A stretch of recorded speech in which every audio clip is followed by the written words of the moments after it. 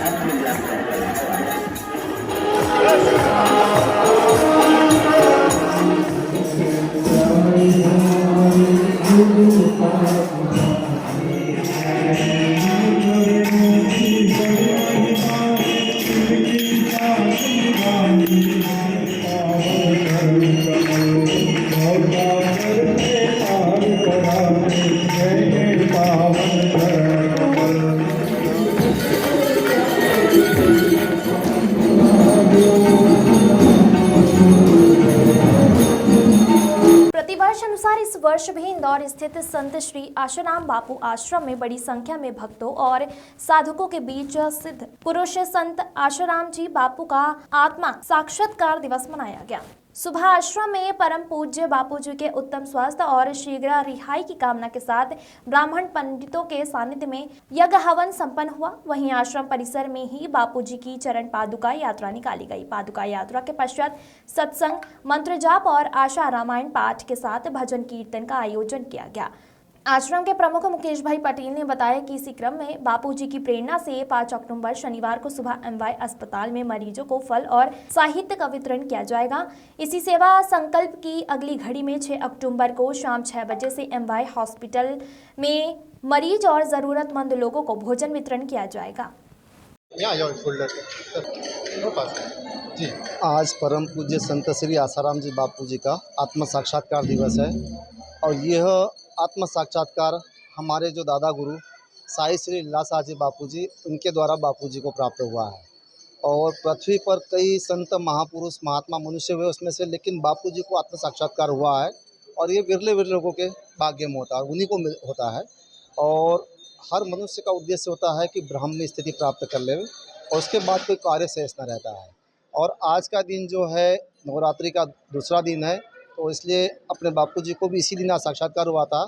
इसलिए कहा जाता है कि आसु सुद 2 दिवस संवत 2021 मध्याह्न 2:30 बजे मिला इससे, इसलिए आज 2:30 बजे जो प्रोग्राम मनाया जा रहा है। और इसी श्रृंखला में लगभग 5 दिन के प्रोग्राम होंगे। तो कल है एमवाय हॉस्पिटल में फल वितरण होगा, साहित्य वितरण होगा और परसों गरीबों में भोजन प्रसादी पैकेट लेके बांटने जाएंगे। मेरा नाम मुकेश पटेल है। आश्रम पे अनुयायी का महिमा लगा हुआ है। जी, ठीक है। जैसे कि सर्वविदित है, आज हमारे पूज्य गुरुदेव संत श्री आशाराम जी बापू का